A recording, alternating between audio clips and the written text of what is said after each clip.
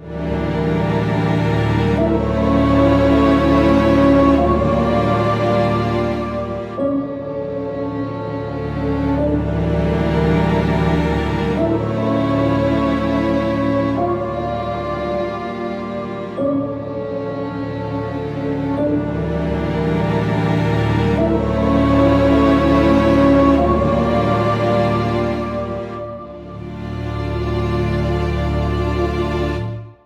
everyone, welcome to another episode of Paranormal Among Us. Have a great show lined up for you today.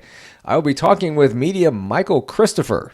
Not your typical journey to mediumship, but I have a very interesting story about his journey. That's coming up in just a few seconds, but a couple things before we get to Michael. On May 18th and 19th, come on out to Ashmore Estates in Ashmore, Illinois for an overnight ghost hunt. This event is being put on by my friends at Blondes and Booze and After Dark Paranormal. There will be guest speakers, Robin Terry and Josh Hurd, and of course, Krista and Brandy will be there from the Blondes and the Booze. I'll be there as well, so get your tickets quick. Tickets are only $85, and that includes the speaker portion of the day as well as a pizza dinner and the ghost hunt. Send me an email, and I will get you to the right place to get tickets. Going to be a fun night. Also, tune into this channel on January 30th. I will be going live with Tex from Texas Front Porch, which is another fantastic YouTube channel. Here's the link to his show. Please make sure that you head over there and subscribe to Text as well. And finally, if you have a paranormal story that you would like to share or would like to be a guest on the show, send me an email at paranormalamongus72@gmail.com, and I'll get back to you as soon as I can. All right, joining us today from North Dakota, Michael Christopher. Michael, thank you very much for joining us today. No, thanks for the invitation. I appreciate it. Oh, no problem, no problem. I've seen you on several other shows, and you're just amazing, and I appreciate you coming on here. Well, thank you. Up in North Dakota, you keeping warm up there? It's been ridiculous. I mean, although I can't complain, it's been a pretty mild winter up till about 4 days ago, right? When the temperatures dipped down to the minus 30s, and then you add in the wind chill, minus 57. So yeah, I've been inside for the last 3 days. It's finally like you can go out right now without dying. So I might venture out today.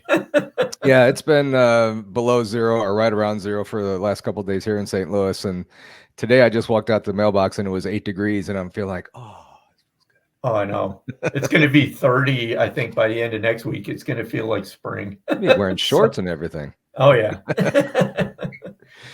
Well, you know, enough about the weather. We didn't come here to talk about weather. Yeah. We came here to talk about you. Yeah. Now, before all this, you were in our military, correct? Yes. Yep. Air Force? Yeah. Awesome. Yep. Well, thank you very much for your service. Thanks. Greatly appreciate everything that you did and everything that everybody did and is currently doing to protect our country. And you've been a medium for a couple years? That's a long story, but 2015 is when this all kind of started. Okay. Yeah.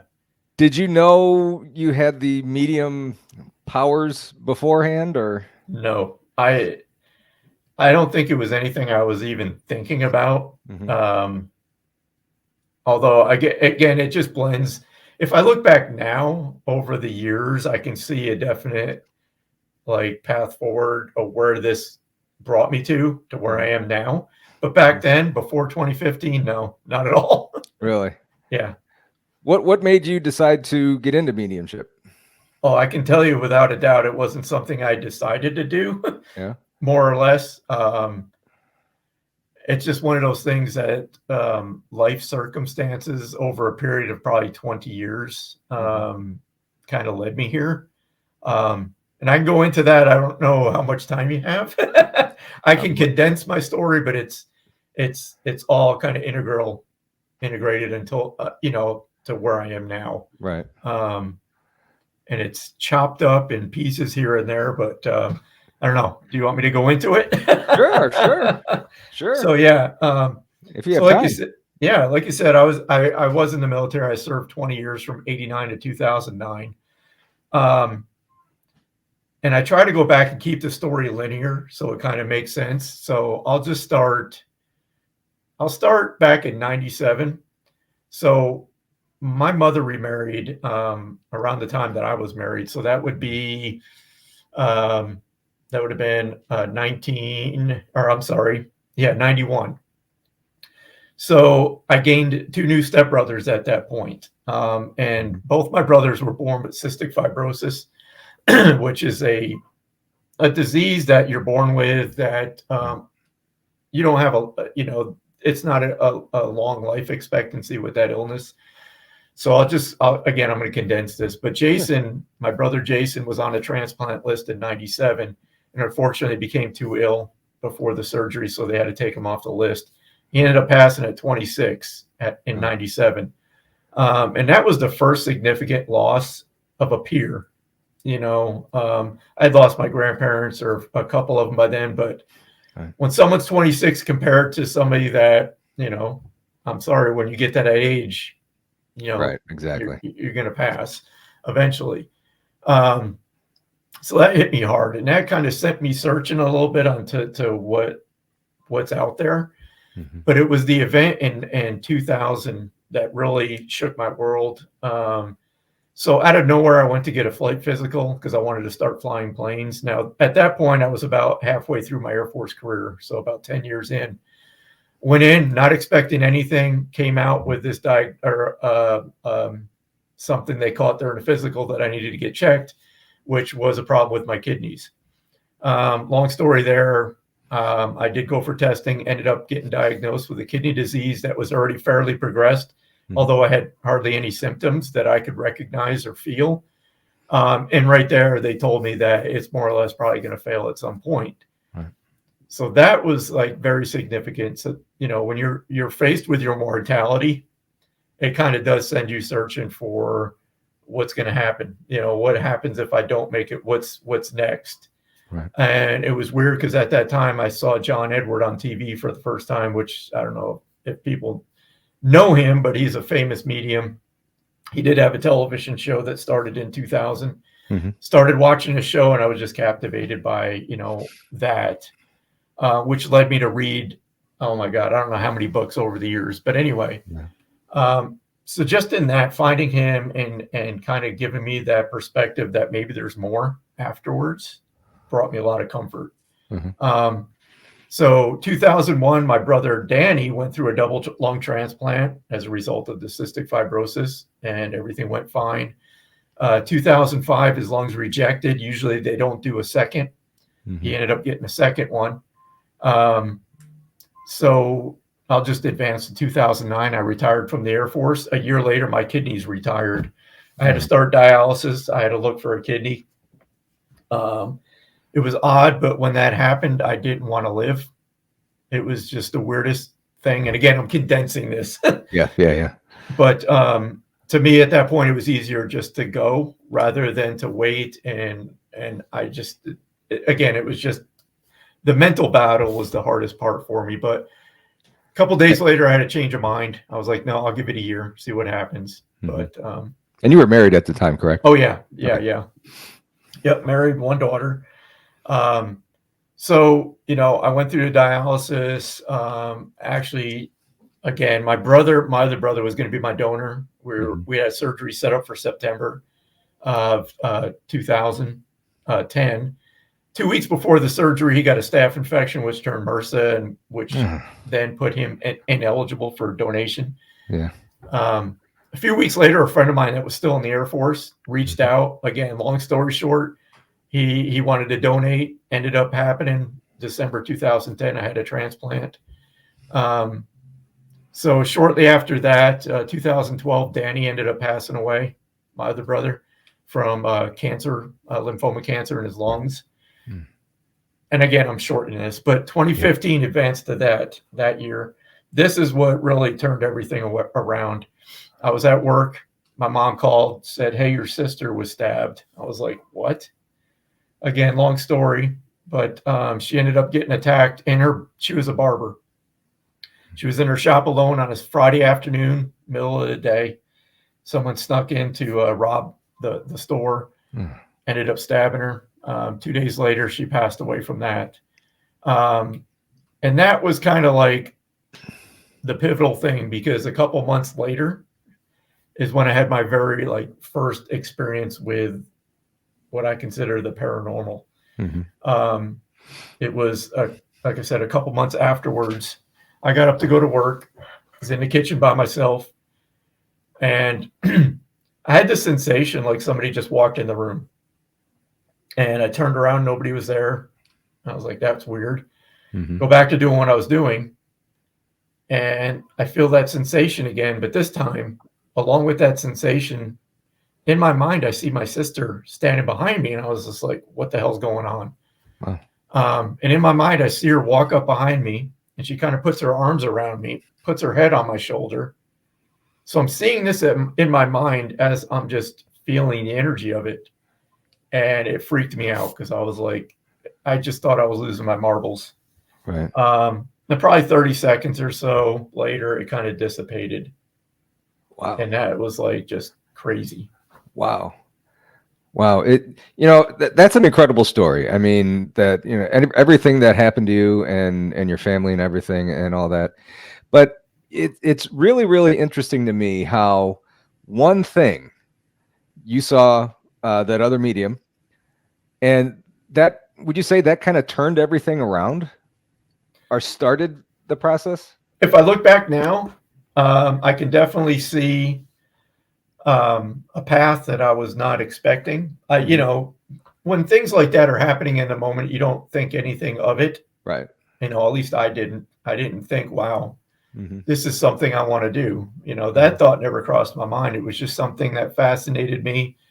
And again, because of that one incident or seeing John Edward on TV led me to read, Mm-hmm. again, so much about this, the other side, that I think now looking back gave me the best informal education on what I'm doing now. Mm-hmm.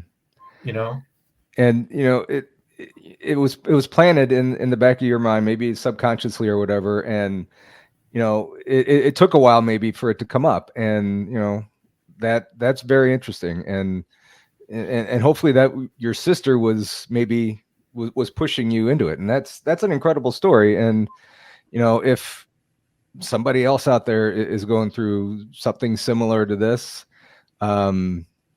maybe you're the inspiration for them too. yeah. And it's interesting because even after that that experience, again, it wasn't something that I was like, okay, I'm a medium or I want to look into this now. It's like, no, I just had this experience. It's what kind of followed the steps afterwards. Mm-hmm. That incident or that experience. And I could go into that too. Again, I don't I don't know if you have an agenda and what you want to cover, but it from my sister's experience, that kind of led to some other things. Yeah, again. yeah. So her murder went unsolved for almost 5 months. Okay. So after that experience with her, I remember I was working out one day and I just turned on YouTube and I found this YouTube channel of this medium channeling this woman's son. Her son had committed suicide. And I'm watching this and I was like, wow, this is pretty interesting. And there was a link on there to their website. So I clicked on it. Mm-hmm. And they had additional links about psychics working on cases like unsolved murders. And I was like, well, that's interesting. So without thinking about it, I just reached out and I was just looking for information. I didn't think anybody was going to respond right away. Right. But 2 ladies did. They ended up reaching out. Long story short, again, they started just working with me. They didn't ask anything of me. They didn't ask for money. It was just weird. It was a weird experience. But through that, I ended up becoming, pretty good friends with the 2 of them. And it was probably a conversation I was having with one of them probably about a month after that initial meeting with them, is as I was just casual conversation over Skype, as we're talking, I hear this voice in my mind say, tell her I can't remember her father's name at this point, but it was like, tell her it's Steve. And I was like, where the hell did that come from? It's just a thought in my mind that was so vivid. And I ignored it. We continued talking. I hear it again. And I was like, no. Third time, it was like, tell her it's Steve. I passed the cancer. That's the thought, that just a thought. Okay, I wasn't hearing a voice. It was a thought that just came in my mind. And I was like, finally, I stopped and I was like, Linda, I said, I don't know what the heck's going on, but I'm having this thought that I need to tell you. I'm feeling this man that's with me, and he's telling me his name is Steve and that he passed the cancer. And she said, that's my father. And I was like, Wow. what? Wow. So I was like, where the heck did that come from? Wow. Yeah. I got chills when you said that. That was weird. It freaked me out. And she's like, well, you're a medium. And I'm like, no, I'm not. I'm like the furthest thing you could ever imagine from a medium. And she's like, no, trust me, you have this ability. And I was like, no. And we argued back and forth for probably 10 minutes about that. And she said, you know what? She goes, I have this friend of mine. She's a teacher. Why don't you just take this class? Just take it out of just curiosity. Just see what comes from it. Mm-hmm. And I was like, okay. So I did. And it was a very basic class. It was an intuition development class. So each week, 4 weeks long, each week we learned about a clair. So the first week was clairvoyance, which is clear seeing. Now, I got to tell you, in my mind, mediums, I had this expectation or this thought about mediums that they saw a spirit like they do people, and they had this physical interaction with them. So that was my idea of a medium. I didn't realize that that's not the way it is for like 98% of people. So during this first week, we get into this exercise, and she explains clairvoyance. And she says it's when you get images in your mind. And I was like, what? And it was that little piece that was like, holy crap, I have these experiences all the time. Wow. And each week, again, we learned about clear hearing, clear sentience, clairvoyance, clear cognizance, all of them. And once I put those pieces together, that it's internal, it's thought, I was like, this has been with me. I could look back and I was like, oh, okay, that explains that. Again, these little pieces were coming together. Had light bulbs going off left and right. Yeah. Wow. That's awesome. What else? I mean, yeah. I mean, I can explain further how, putting those together, which in that class was like, okay. And my teacher, who I became really good friends with, she says, I'm teaching another class after this where we actually put those pieces together of what we learned, and we actually start to do readings. And I was like, okay. So we get into this next class, and we actually start sitting down and doing these practice readings with, former students of hers. She would bring them on Skype or whatever, Zoom. So she'd be sitting there, my teacher and the client, and we just start working through these, readings. Yeah. Again, I had no experience with this, and I was just like, okay, we'll see what happens. And I start doing these readings. And I'm not going to say that mediumship was easy, because it's not, and it's taken years of development. But it's like when someone's naturally gifted at music, you could sit them down for the first time and they play music on an instrument like they played their whole life.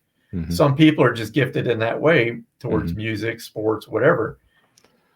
It was kind of that way for mediumship. That I remember the reaction of a couple of these ladies that I was doing the readings for, and they're like, how long have you been doing this? And I was like, I don't know, about a month.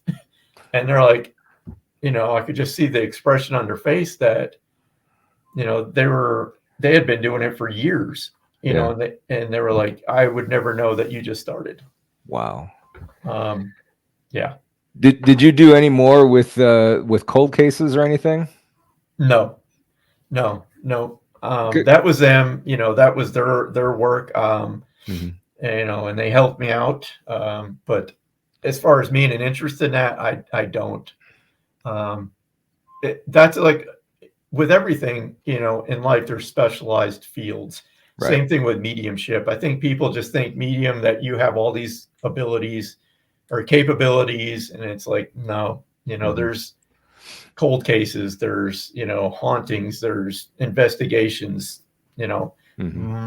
my draw, my ambition, my true passion is just connecting people with people they've lost. That's what I concentrate on. And that's so awesome too. I mean, I know there's excuse me, unfinished questions or stories that people have, Yep. and that's pretty awesome. And it's not a guaranteed thing too, correct? As far as what? Reaching out to their loved ones that have passed. I mean, they could come through, but maybe not. No, see, and that's where years of development and spending a lot of time with myself and reflecting. I don't follow the normal path Mm-hmm. or a set path. I've always kind of charted my own route with this work. So I have a lot of philosophies that probably don't mesh with tradition. And one of them is this, because you brought it up. Um, if someone comes to me and they want to talk with their mother's there. It isn't that I have to go searching for them. It's not that they're not there or not available. They're there. I think a lot of mediums, including myself early on, Mm-hmm. Because if something went wrong, we'd have in our mind now, well, they're just not available. So again, over the years, my philosophy is if you come to see your mother, and why wouldn't she be here? When you sit down with a medium, everybody that you have lost that is on the other side is there in that moment. It's not like they're somewhere else. They're there Right. with you. So I didn't want to use that as an excuse if I couldn't bring that person through. If for some reason the messages weren't coming through, it's my fault. For whatever reason in my mind, something's not working in that moment. Mm-hmm. But I can guarantee you absolutely that your person is there. And that really jives with my belief, and I know others believe it too, that when people die, they never leave you. They're always going to be here. And I've had instances where I'm not handy at all, and I'm trying to fix something or build something or whatever, and I'm stumped. I can't do it. I can't find slot A and poke Right. or thing B, whatever. And I'll sit back and I'll say, okay, Grandpa, he was really handy with everything. What do I need to do? How does this go together? And then a few minutes later, oh yeah, that goes like that. Yeah. That's, I mean, is that, am I right? I mean, that he's there showing me. I believe so, because that's how this works. When we talk about connecting with our guides for guidance, Mm-hmm. and like the example you just said, spirit doesn't tell you exactly how to do it, but they inspire you they give you a thought. It's like when you have a problem in your face, you're faced with this problem, you get tunnel vision and you're just like looking at, I have this problem, but you're not looking at ways of overcoming that problem. So I think like in your example, your grandfather's there to just inspire you to like, okay, maybe I need to look at this at a different angle, and yeah, that was it. It was so simple. Yeah. So yeah, exactly Right. it. Yeah. And you do private practice with mediumship, right? Yeah. Have you? What is your feeling when someone comes to you to connect, and it all works out perfectly? They get to talk with parents, grandparents, whoever, and they come in all sad and upset and missing them, but then they leave all happy and, oh my God, thank you so much. What does that mean to you? Being on the side of, again, the losses that I've had, and I think this is going to be a little bit of a long answer, but it's going to make sense in the end, which I think is an important part of why maybe I didn't experience this earlier in life. I believe I had to go through those experiences to be able to understand and have empathy towards what people are dealing with loss. I remember getting my first reading, and the feeling that it gave me, just the fact that I now know that they're there. They're not here physically, but they're somewhere. Yeah. And that alone just gave me immense comfort. So, and I remember this thought years ago when I was watching John Edward. I just had this simple thought of, man, wouldn't that be something to be able to deliver a message to somebody and give them that comfort? Yeah. And it's like, holy crap, 25 years later, I'm doing that. So to be able to give people just that little bit of hope that, even if they don't fully believe, and again, I'm a skeptic. I always say I'm 99.9% sure there's something else after this. Nobody that walks this planet right now is 100% sure because we're not there. Right. But doing this work, I hope it at least gives people, a chance to consider that there's more after we leave the physical. And I think by doing this work, it maybe gives them that thought or that comfort that, okay, I am going to see these people again. Mm-hmm. If that makes sense. It does. It does. I was caught without another question there for a second. And do you do your sessions in person, over internet, or? No, all of the above over the years. Right now, I'm just doing them online or over the phone because I don't have an office at the moment. So yeah, all of the above. Over the phone. That's interesting. Yeah. I mean, it's it still comes interesting. through good like that, or? See, that's the thing. When I first started doing this or had my first reading, it was over, I want to say Facebook Messenger. Literally, somebody was typing out, we were typing back and forth. And I thought, well, don't you have to be in the same room with the person? But no, we don't. Really? What I've learned over, just from my experiences getting a reading and now giving them, it doesn't matter. Those on the other side are not limited to the physical body. They can be everywhere and anywhere. They're omnipresent, meaning they can be in multiple locations at once. It's energy. They're not restricted to the physical vessel or they have to physically be there with you. I've done readings for people around the world, over Zoom. Doesn't matter. Wow, that's incredible. That just over typing something that really I wouldn't expect that. Yeah, yeah. It's connecting. Like I said, if we sit down and the intention is there to connect with somebody that you've lost, they're there in that moment. So whether I'm typing, talking, doesn't matter. They're there. Do you have a switch that you can turn on and off to where you can use this ability? Because, I can imagine, walking through the grocery store and, seeing all these people and then, getting all these images. That would get kind of, I don't want to say annoying, but kind of confusing maybe. So this is my favorite part because I like being a mythbuster when it comes to this work because there's so many misunderstandings about what it is and what it's not. That could not be further from the truth. When I'm not working, I'm oblivious to everything around me. I don't think about spirit.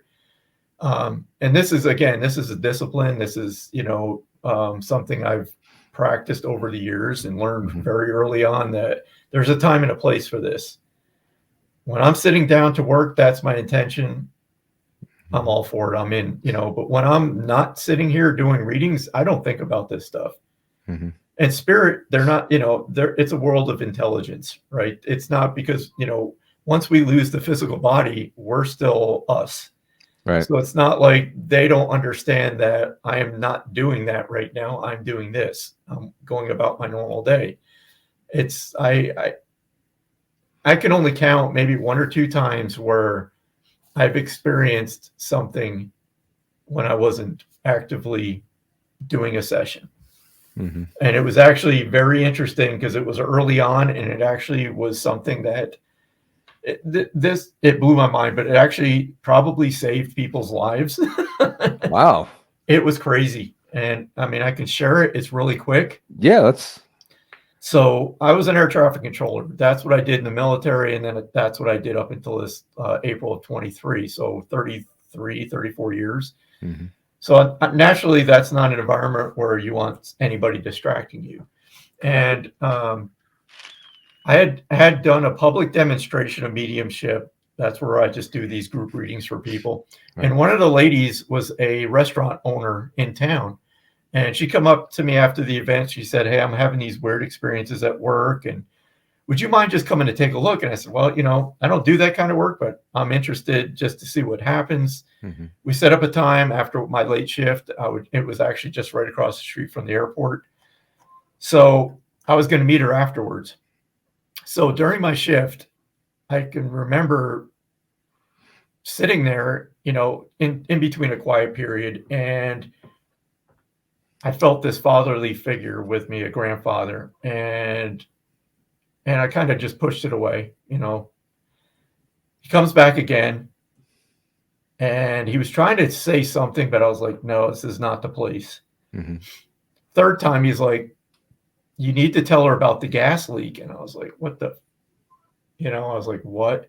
And in my mind, I'd never been in this restaurant, and I see this image of this gas line running behind a sink along this wall. I was like, well, that's weird. Mm-hmm. So I said, okay, I'll look at it. And that was that. So after work, I go over there. I walk in the restaurant, and I saw the same image that I saw in my mind. I was like, what is happening? I said, do you have a gas line that runs behind that sink over there? And she pulls the sink away because it was on wheels or whatever. It was a weird setup. But she goes, yeah, this is the gas line. I said, your grandfather has been with me all night. And he said, he was like getting me to point this out, that needs to be checked. And she goes, well, we have had problems with that early on, like when we first opened. So we left it at that. We walked around for a bit. I went home. The next morning around 9:00, I get this text message. She goes, the gas company just left, and there was a gas leak right where you showed me. And I was like, holy crap. Wow. If there was any doubt in my mind at that point that this was not real, that kind of solidified that there's something going on here. That is incredible. That I will never forget, because that was, it just blew my mind. Yeah. Like, that actually just happened. That's incredible. That he can come through to you and make sure that, wow. Yeah. Thank God you listened to him. Yeah. That was ridiculous. Yeah. Quick question off the mediumship. Yeah. Air traffic controller for, what do you say, 30 years? 34, I think, almost. 34 years. Have you ever seen anything in the sky that is crazy to you? See, we get those questions all the time. No. I figured. I work radar too, and nothing. Yeah. No. Right. I wish it would at least give us something interesting to talk about, but no. Other than stars. And occasionally space station, watching that fly overhead or something. Other than that, no. All right. Yeah. You never know. Oh, I know. See that stuff all the time. And yeah. In the past, they were maybe too, I don't want to say embarrassed, or didn't want to come forward with the information, thinking they'd be ridiculed or anything. But I'm sure back then people didn't, they want, thinking they're crazy. I'm like, shit, if I had something to talk about, I'd be like, damn. I'd be talking about it all, because at least it'd be interesting.